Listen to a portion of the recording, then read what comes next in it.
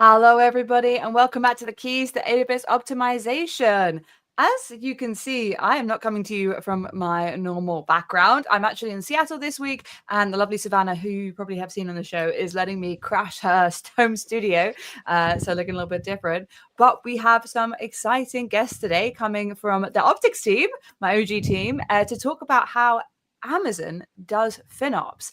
And we've actually done a bit of a mailbag special today. So we've been asking you guys for questions. Thank you so much, people in the Finops Foundation who have been sharing those. And we'll go through all of those at the tail end of the episode. But as we always do, let's kick off with our kind of prompt question, which is, have you had a frugal week or a splurgy week? If you're watching us live, you can always drop this in the chat too. But Travis, frugal, splurgy, how's your week been?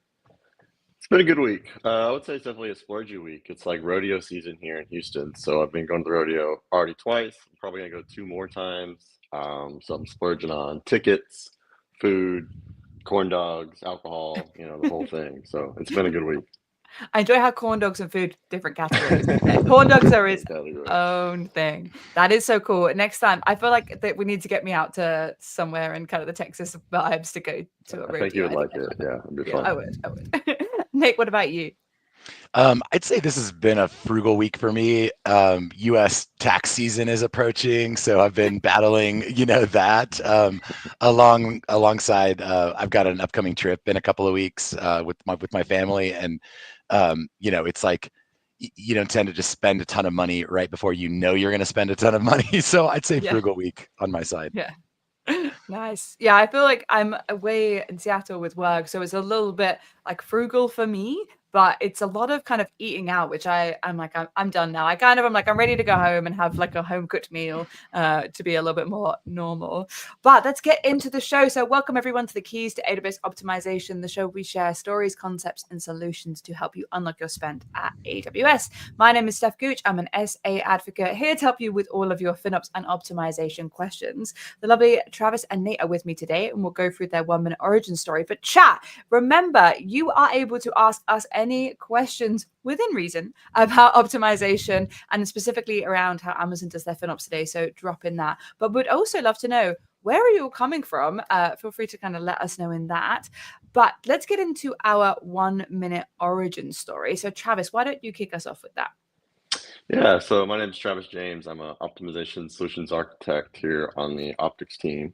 And the whole time I've been on the Optics team, I've been supporting Amazon as a customer on AWS. So focusing all things on cost optimization, cloud financial management, just really helping those Amazon businesses like Prime Video and Twitch and Amazon Ads, Amazon.com, like really run efficiently on AWS. Before I joined AWS as actually a customer and kind of a consulting software development. So basically building solutions on AWS, mostly for oil and gas clients. Nice, interesting background. Nate? Yeah, so I've been with Amazon for 10 years, but primarily in the FinOps space. So alongside Travis, I've been on Optics since 2020, supporting Amazon as a customer the entire time. My background at AWS had a lot to do with observability and custom dashboarding, right? So I worked with a lot of AWS customers, helping them build, like bespoke cost visibility pipelines and optimization campaigns. Amazing. Thanks, guys. So let's get into, let's do a little prompt for our audience. So if you don't know, we love to do polls here. So you can always drop in the number for the answer to these questions. So I'd love to know, is this your first time watching the show? 1 for yes, 2 for no. Drop that in the chat and we could do it. You guys, I mean, I've been doing this for a long time. You guys have definitely, Travis is I believe, is actually a fan because I see your name come up a lot when I do it, which I love seeing. Yeah, I always see Travis is. I'm like, and it's always funny when I know the person who's commenting because I don't use their handle. I'm like, oh, Travis is there, which is great. Okay, basically we've got a quite nice bunch of people. People live here. A real mixed bag today. Great, guys. Remember, you can use that chat function all through the episode to ask us any questions. In terms of that, we also have a bunch of questions and some points. People saying hi, love it, hi, back. of it. We've got hi all, so I've got some nice welcomes for you guys from the show, some more. So I'd love to see it. Lots of chatter. Amazing. Let's get into it though. Let's get into how Amazon does FinOps. And I have to stop myself every time from saying AWS, so it's going to be tricky. So throughout this episode, we'll be referring to them as two kind of different entities. Is that right? Yeah, just to check. Yeah, that's right. Good.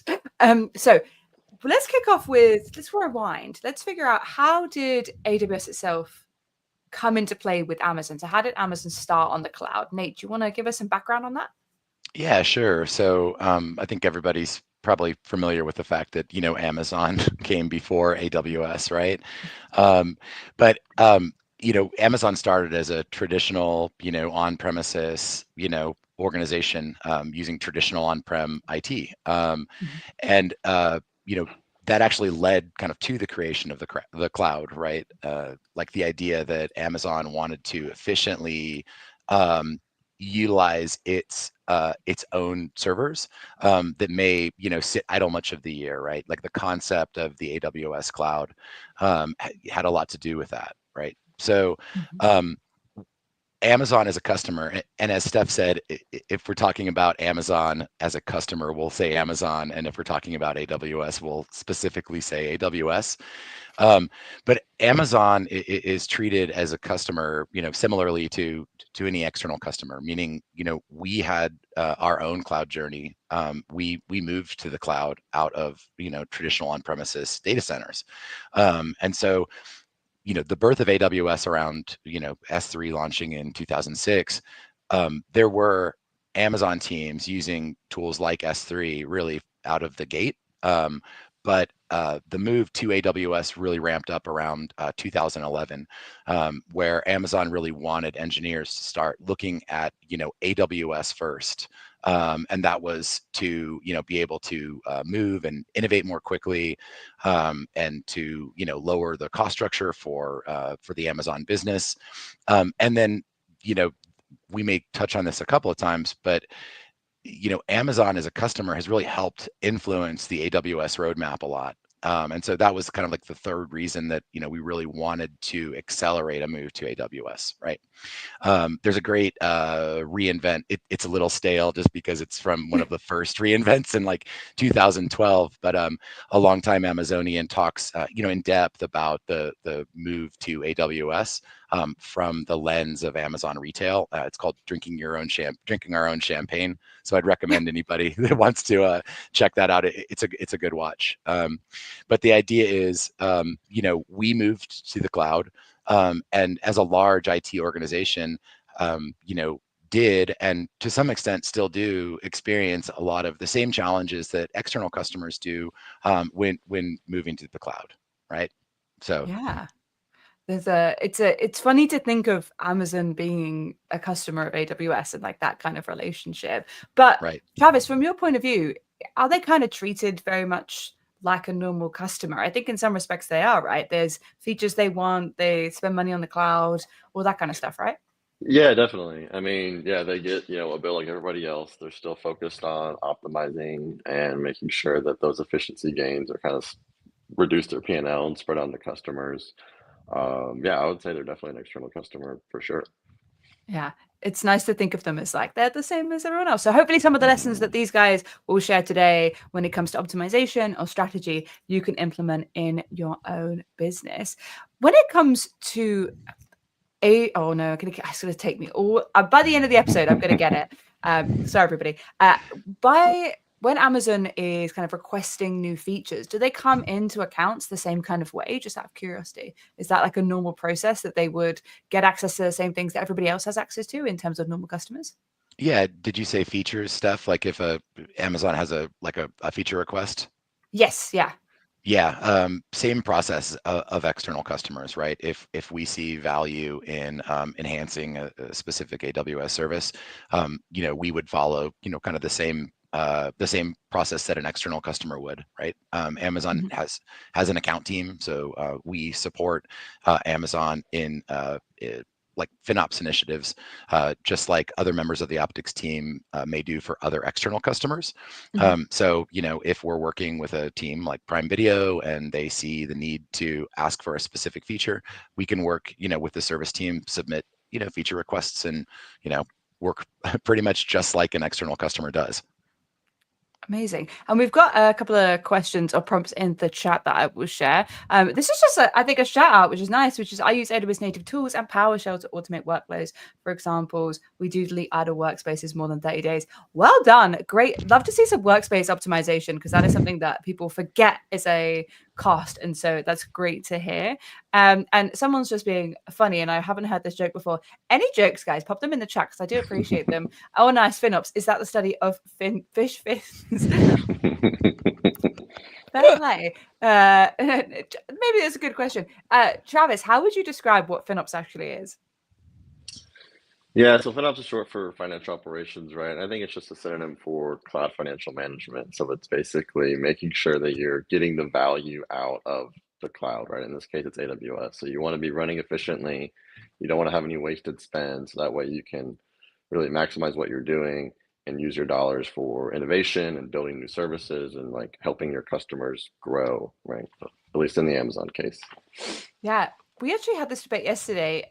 Was that apparently FinOps doesn't actually stand, I think I knew this, doesn't stand for financial operations. It stands for financial DevOps, which is what JR Stormont says, which is shout out to FinOps Foundation. But that's what everyone says. And I was like, apparently, but it's now apparently JR's like, I've done fighting it. It's what we're going to, he's like, whatever it is. That's fine. Let's move on. I'd love to know from everybody watching, let us know in the chat, where are you in your cloud financial management journey? I'm about to say that FinOps journey, cloud financial management journey. Are you a crawl, walk, or run? Let us know in the chat. From the AWS point of view, oh god, again, from the Amazon point of view, I need AI to fix my mistake in this episode. Where would you say that Amazon is in crawl, walk, run?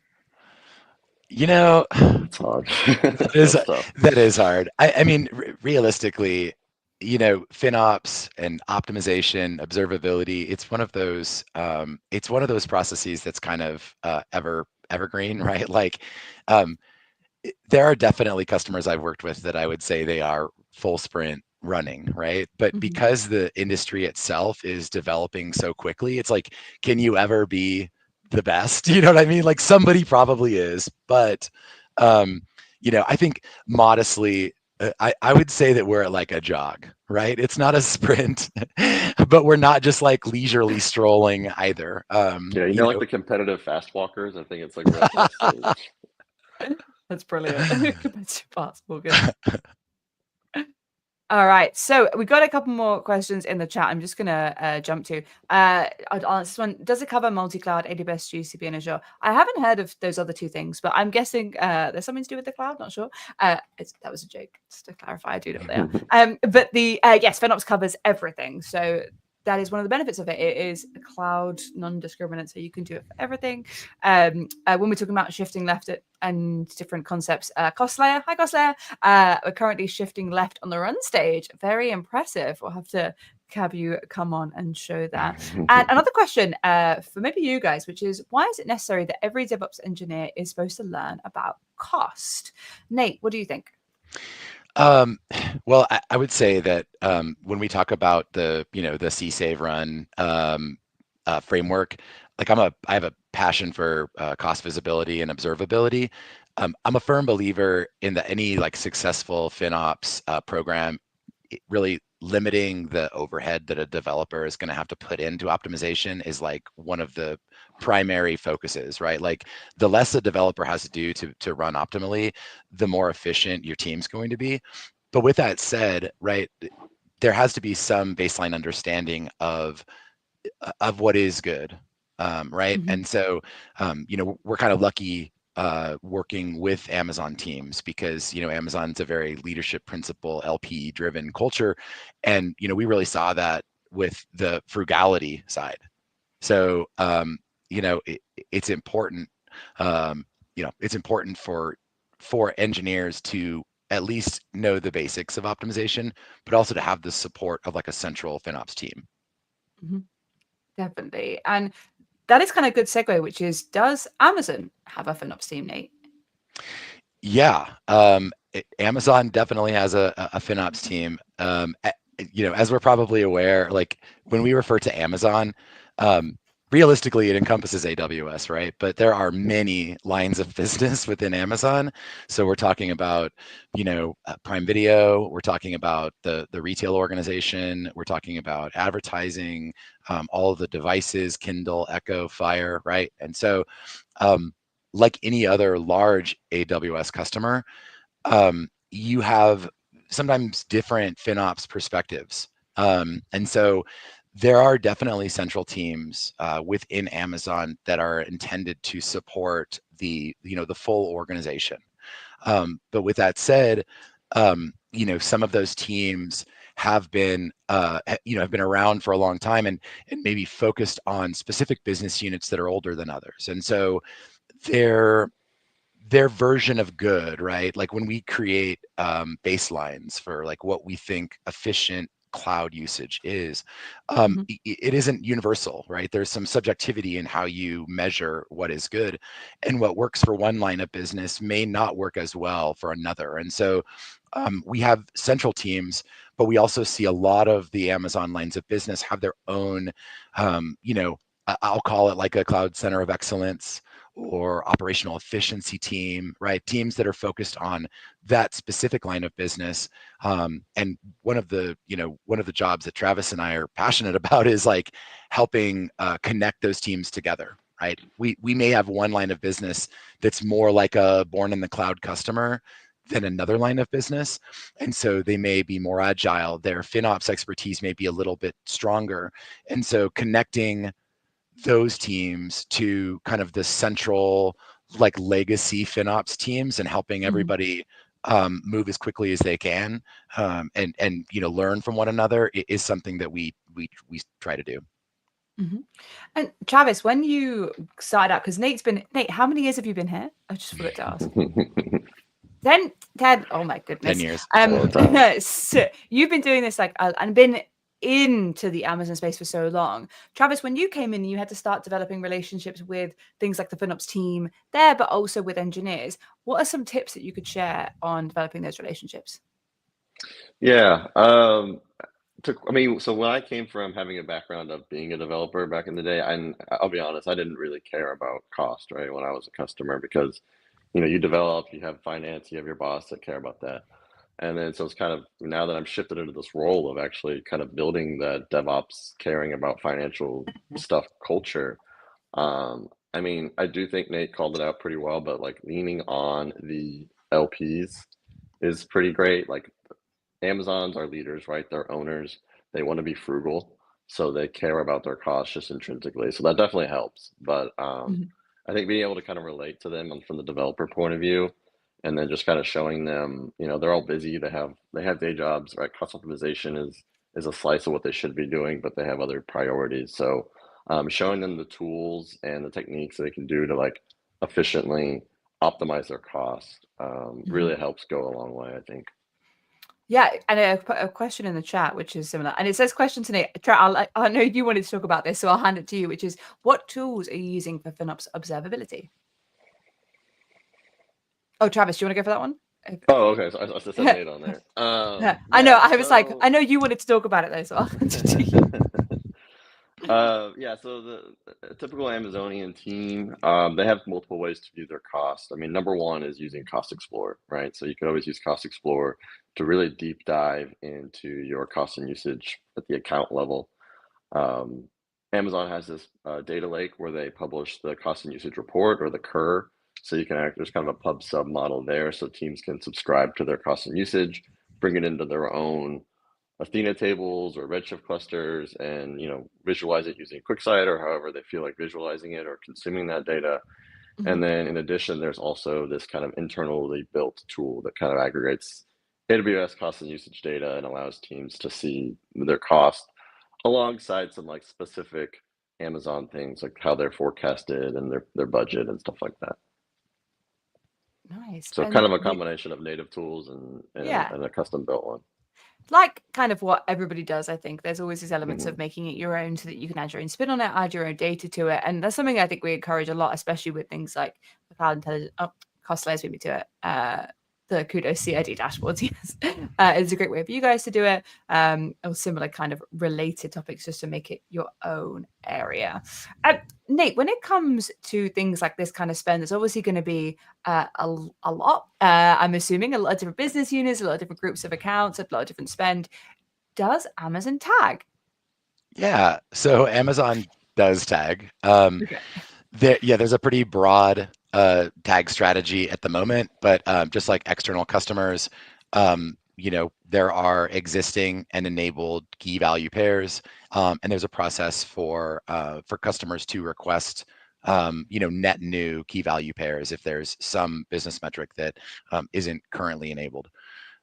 With that said, that's something Travis and I are working on very closely with some central teams right now. I think it'd be really cool to do more with tagging, right? There's a lot that you can do with tagging, so it'd be really cool to work with those teams to tag in ways that can help us better track Amazon big bets and investments and things, and help kind of put more visibility into return on investment of a lot of the innovative and exciting things that Amazon's constantly doing.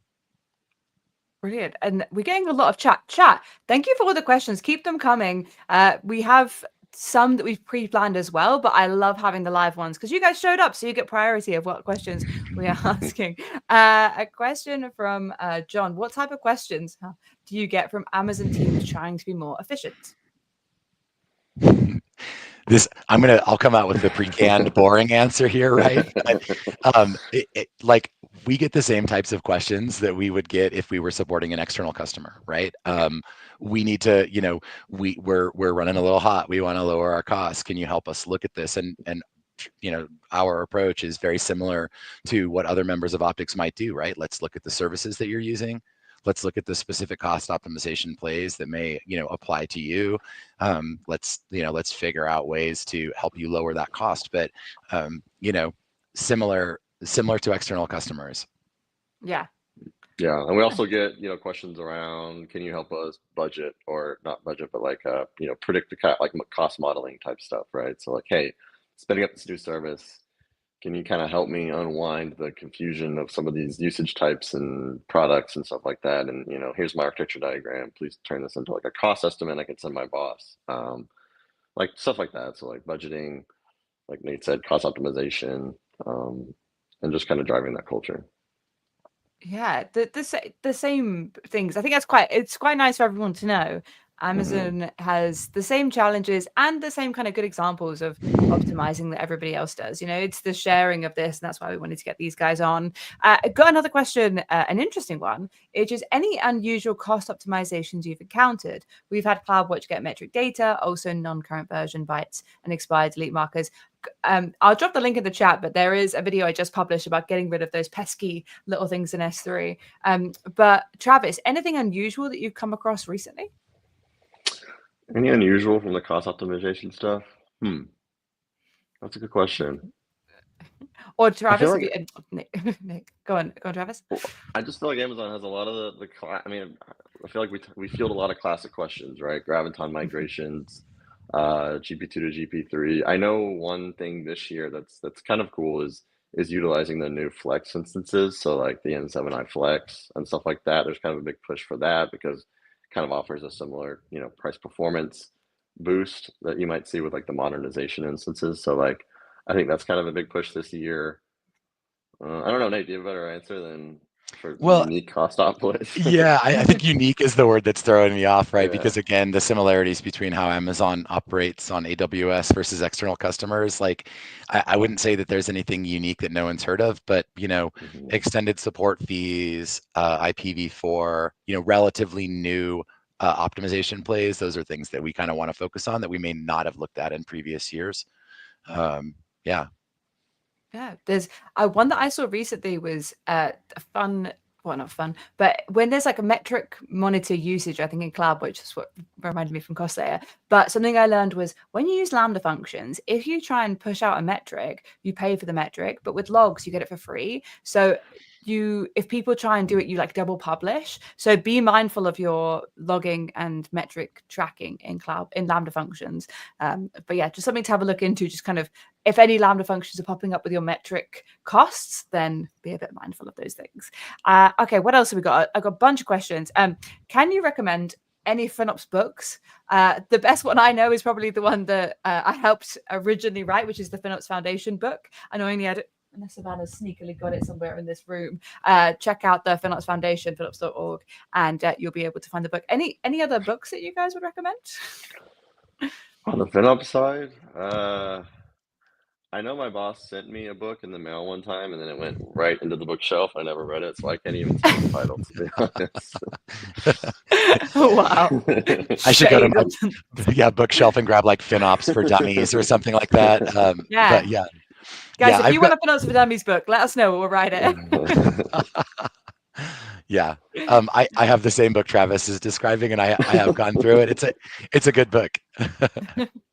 Love that. The next question, are there any plans to make a certification about this in the future?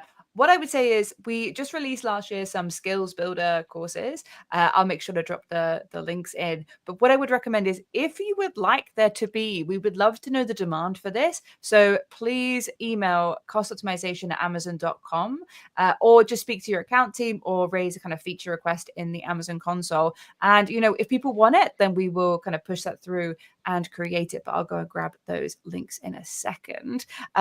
We've done that one. Oh, here we go. What advice do you give to teams just getting started on prioritizing prioritizing efficiency? Nate, what do you think? Democratize infrastructure spend tools, right? So what do you mean?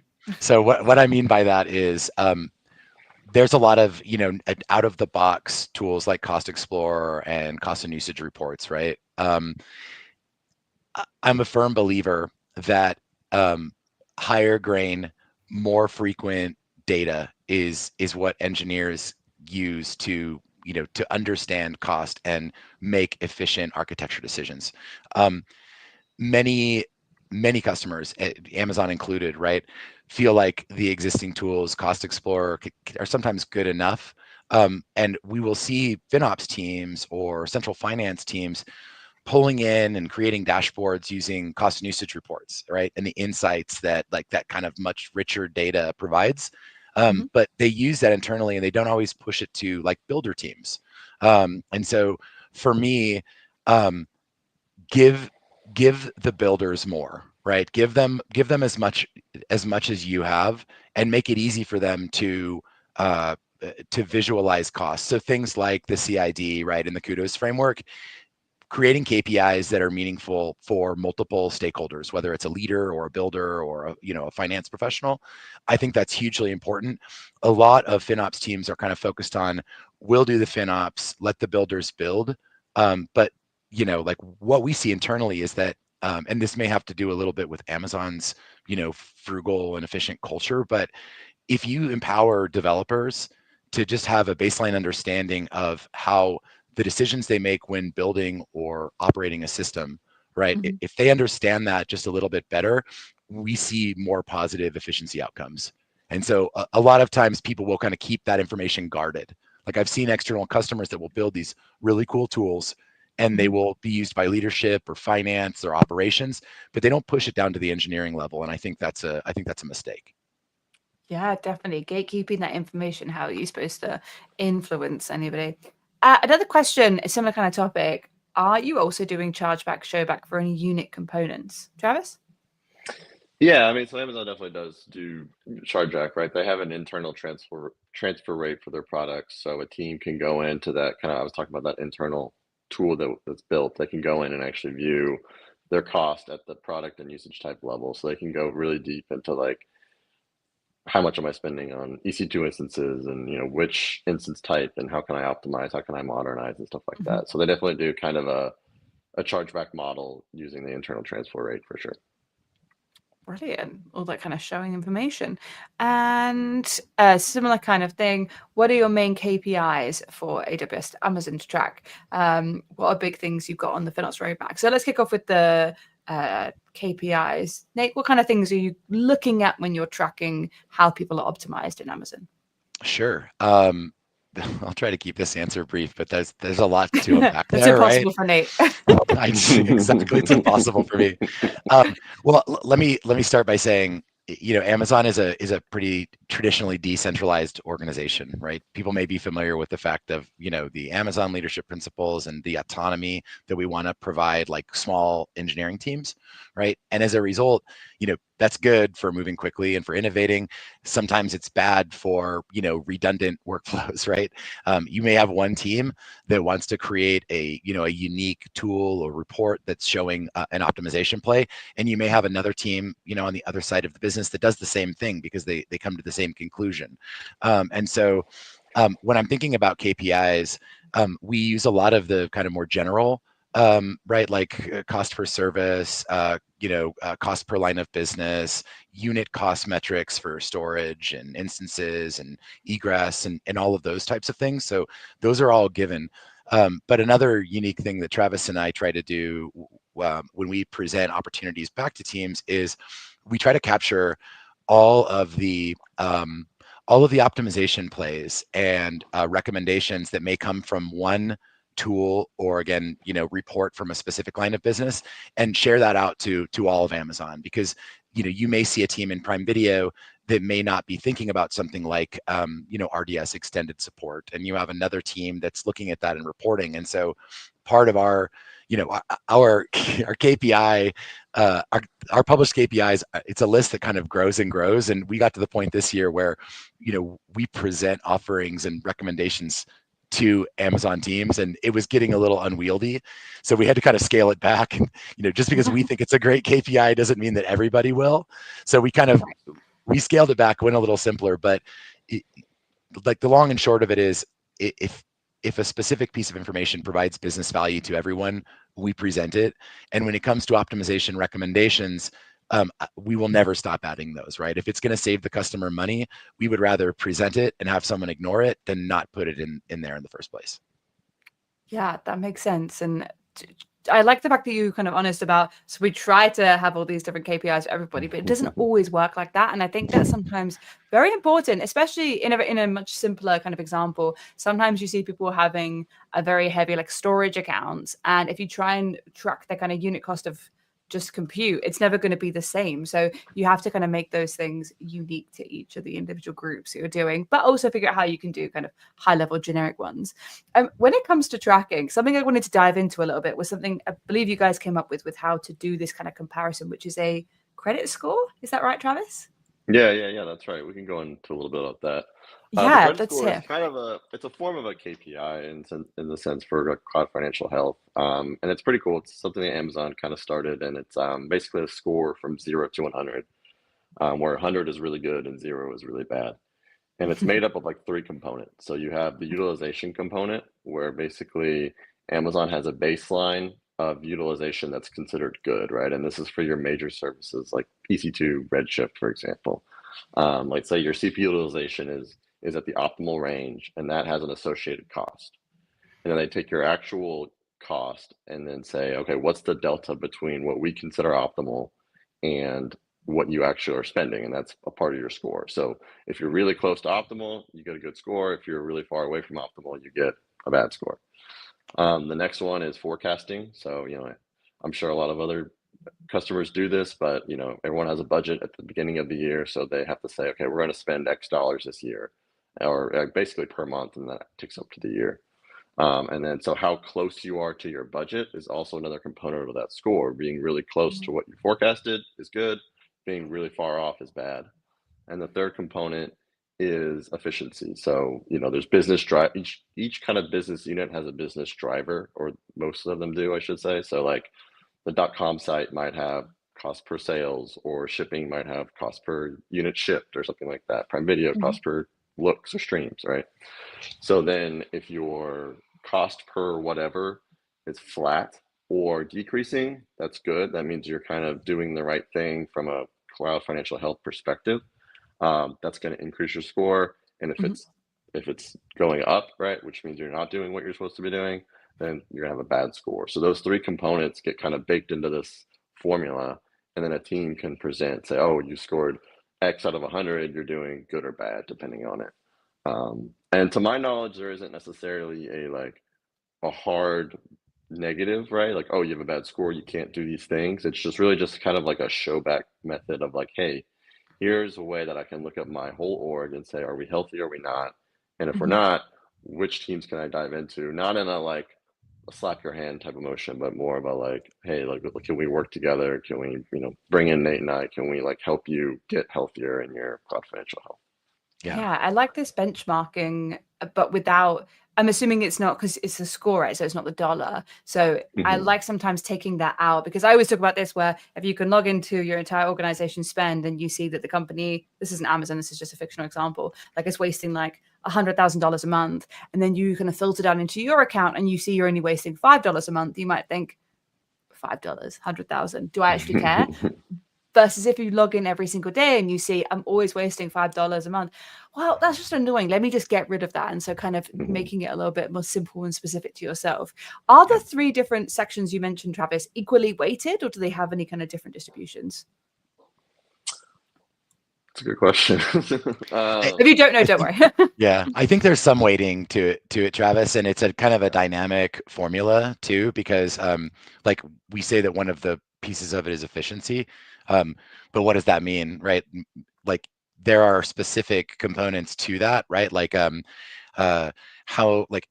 how many of your servers you may be running on Graviton, or how much of your storage is in like a storage class like intelligent tiering, right? Like if we've identified a specific cost optimization direction that we want to recommend for the company, that at times they will incorporate that into the efficiency port of the score, and it will be weighted in some small way, right? You don't want something that's driving the lowest amount of costs to be the thing that gets you the worst score. So to be quite honest, the formula is a little bit complex and it's kind of ever changing.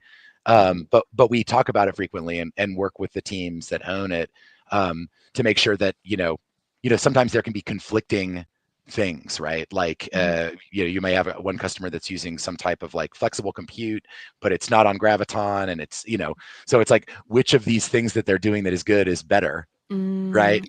So you want to make sure that like people aren't penalized for doing a good thing if it conflicts with another good thing. Yeah. And it's also biased towards like traditional compute database S3 workloads, right? So, but like, let's say you're running all on Lambda, or you're using Neptune database, or you're using kind of these more like, other services, like you might get a little dinged. But so it's not a perfect model for everybody, but it does help like just give you a good idea of the health of a larger org. Yeah, but I like the fact that it's multiple things, right? It's not just, hey, you're wasting this money on this, because sometimes that is too binary for teams when they have other priorities. And I love the fact that it has how close you are to your budget, because shock, sometimes things cost money.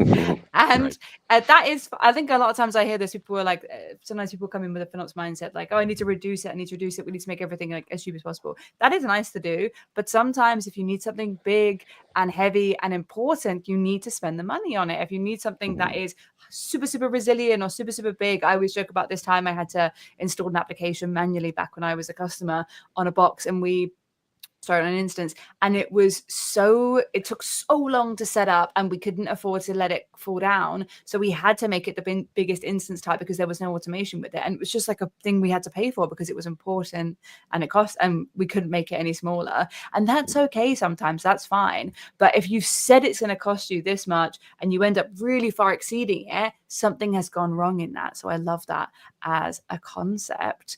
A couple more questions in the chat. I'm loving the questions today. Thank you so much for joining us and talking all about how Amazon does FinOps and sharing your questions with these guys. And Travis and Nate, thank you for handling them all so well, which is really good. Okay, so we've talked about the KPIs.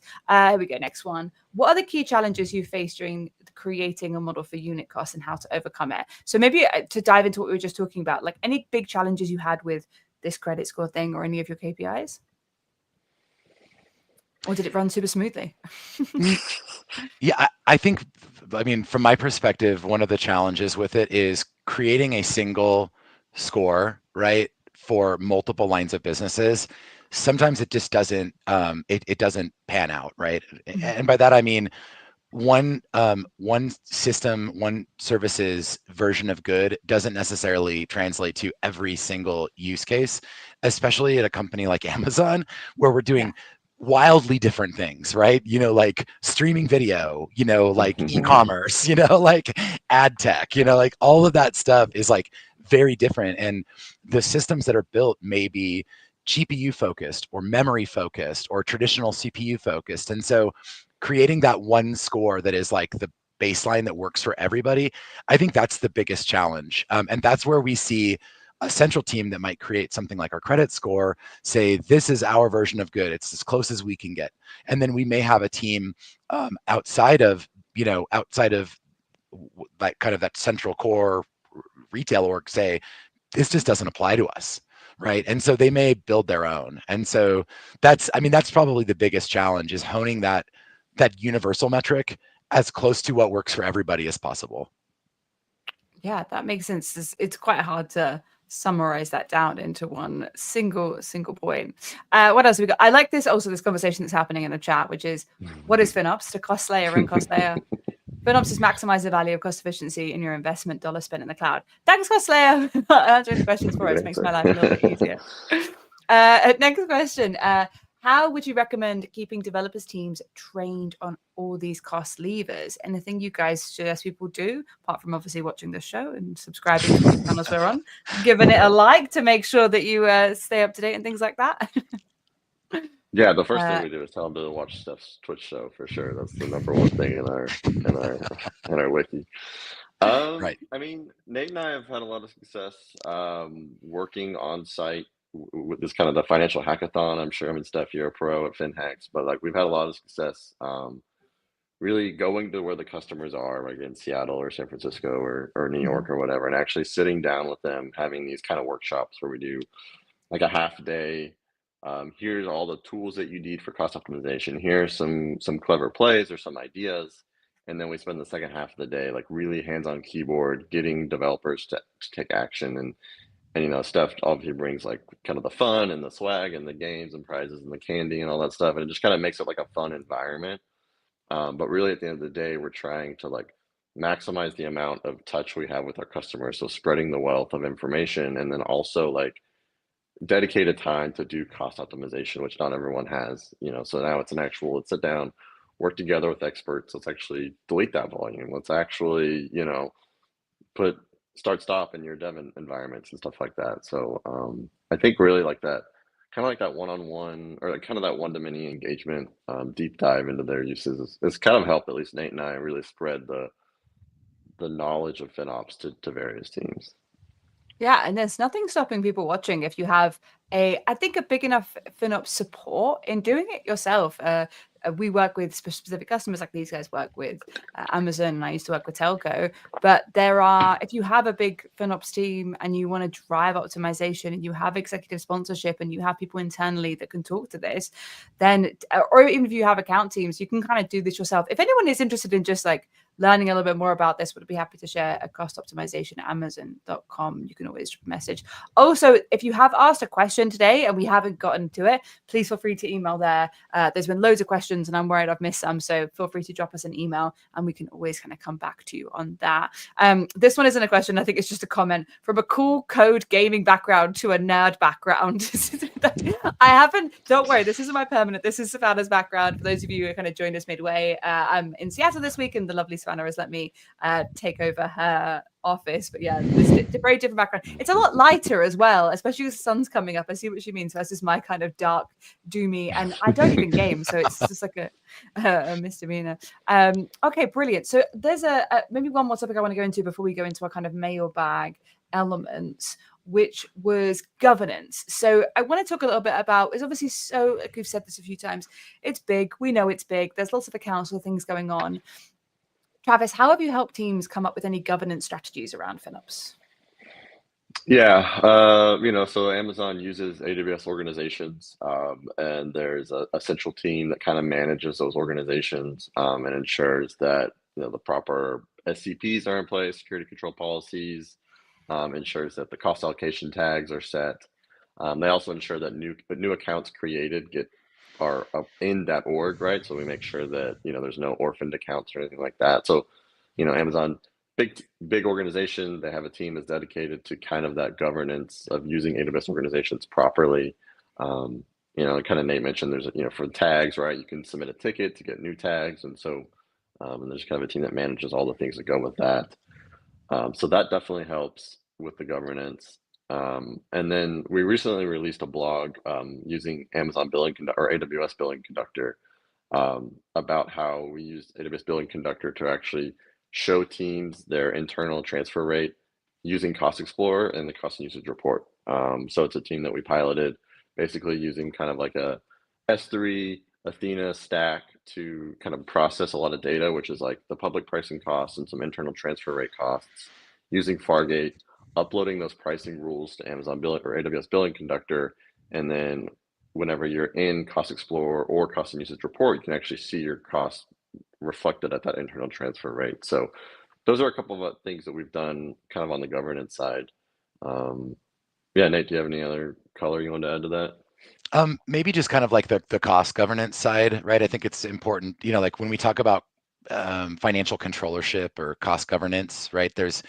It's a hot topic right now to talk about automation, right? And how a FinOps team may build something that does something for their organization, right? And so within Amazon, there are central teams that have built, I should say that have started like campaigns or developed a program around a specific efficiency lever, right? Whether it's like storage class changes or something like that. But we don't take a really heavy-handed approach to forcing teams to do it. Like I've seen tools built that will allow you to opt in to their recommendations, right? Essentially like, hey, we see this as like an optimal Dynamo configuration, and tools or teams may use that and find that it's very helpful. And if they want to opt in so that the team that built that mechanism just does the thing for them all the time, they can do that. But we're still kind of exploring what top down like financial controllership mechanisms are appropriate to put in place versus the one edge case where somebody really needed it configured in that way. And so we want to make sure that we're not forcing optimization on somebody that may not be appropriate for what they do. So give them as many choices as possible, automate what you can, but don't necessarily force it on them. Yeah, it's a good idea to like make sure it's all kind of balanced. Okay, let's go into, there's one more question I want to answer from the audience, which is FinOps driving any kind of initiative related to GreenOps at AWS apart from customer carbon footprint tool? Do you have any internal tools to track carbon emissions? I felt like being more sustainable, is it? I would say no. I mean, most teams use the carbon footprint tool that's available, in your console to everybody else. There's not like some magic sauce that Amazon's using. They just use that tool. Right. Like sustainability is a large conversation that's happening internally, right? But yeah, the carbon footprint tool is what we're looking at today. But we're also, I think carbon footprint as a part of the data exports feature is something that we're looking forward to, because we're seeing more and more teams tying sustainability to efficiency initiatives. So I think the answer to the question is like, we don't, to Travis's point, we don't have like any special tool that we've built internally, but the interest is high, and we're seeing more and more teams want to link their efficiency initiative, not just to dollars saved, but to sustainability, power consumption, that kind of stuff. Yeah. I love that. So there's no special source. It's just we're using the same thing, which kind of showcases the power of when we use the same stuff when it comes to Amazon and the same kind of concepts. Another one, is there any means to leverage cost analysis and general reporting with Q or Bedrock to make reporting easier? I will jump in and say, yes, we did an episode a couple of weeks ago. And what I'll do is I will share on, where are you, YouTube? I will share the link in all of the different places we are streaming. Don't forget, you can watch across Twitch, YouTube, and LinkedIn, and even Facebook, which I haven't investigated heavily, but you could apparently be on there on Facebook. But if you go on here, you can see all links to our past episodes. and we did one on how to use Amazon Q and connecting it to cost and usage analysis.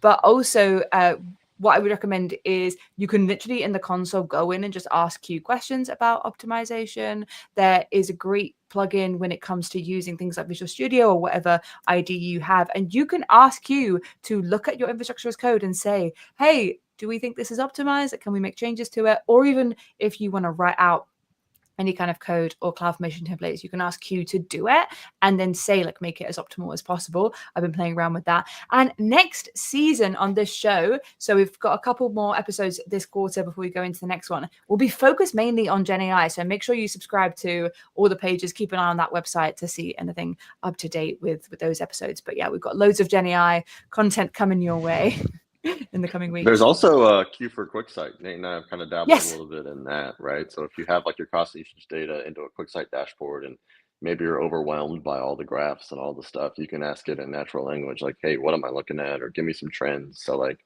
queues everywhere, right? So don't forget queue for QuickSight is also nice for cost data. Yeah.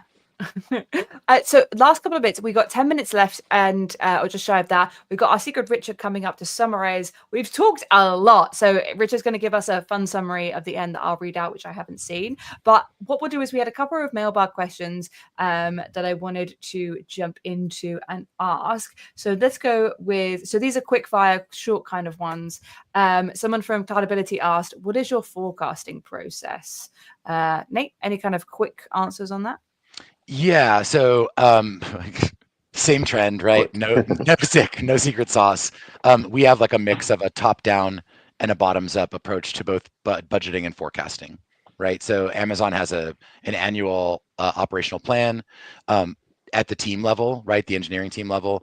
They make bets against what they think that they're going to spend that year, and then we tie those to the top-down initiatives that may be, coming all the way, top to bottom, and somewhere in the middle they meet. And so we are forecasting at like the resource level.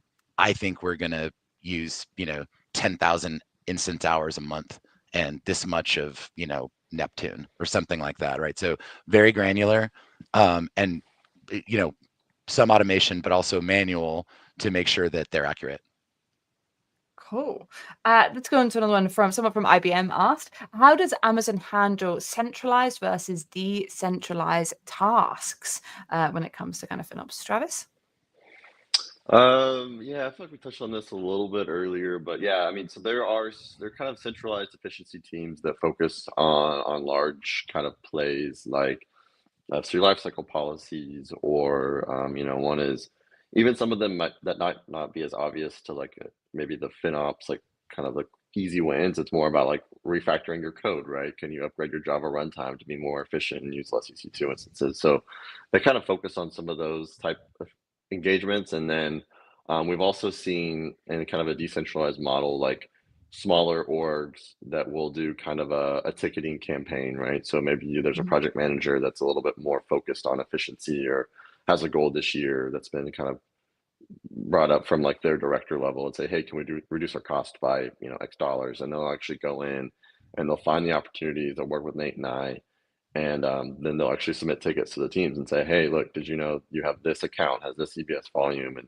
it can be a little manual, a little tedious, but at the end of the day, now there's an actual paper trail, and that team will get a ticket that they have to put in their sprint and they have to report on. And then so that way we can actually say like, okay, that team actually did that thing versus just, we told them about it and we don't know what happened. So it's kind of a mix of like, I mean, kind of like the forecasting process where you've got top-down goals and these big large scale initiatives, but then also just having individual teams kind of do that kind of like bulldog, go get it approach.